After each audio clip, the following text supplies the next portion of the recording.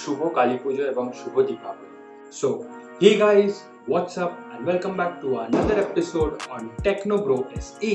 So, today's video will be a special one. So, today we're going to talk about 10 emerging technologies in this 2020 decade. So, without any further ado, let's get started.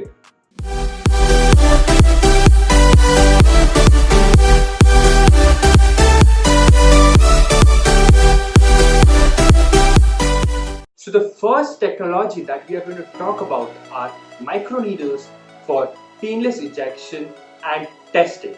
As you know, at present the needle size is a 1 finger long, but the new technology will bring about microneedles for painless ejection that is very small, which is the size of our hair. They will bring that type of needles for testing and painless ejection into our body. So the next thing is that sun-powered chemicals. As we know, we have fossil fuel powered chemicals, or most of the chemicals that we use are fossil fuel powered.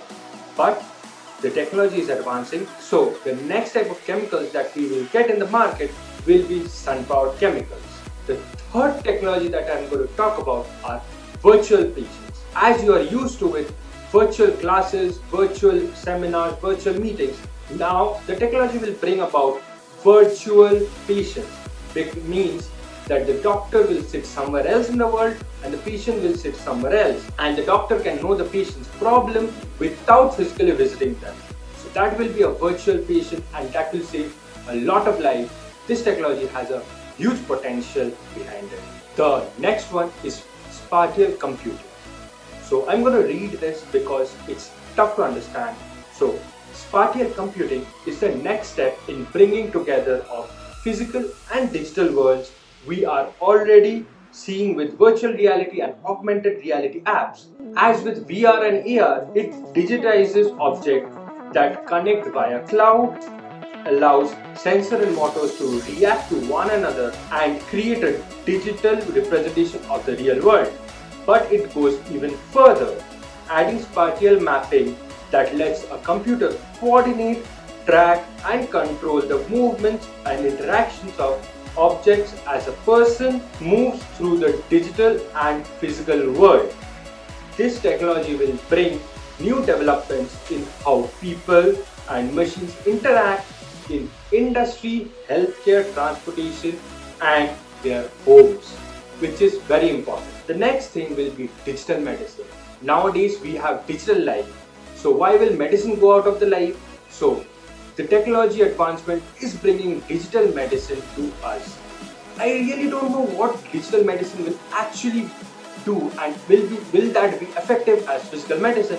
But as the technology talks, we will have digital medicine, digital pills and what not to see. We have to wait and watch. The next most important thing that will concern the climate change activists and even people around the world who are cautious about climate change.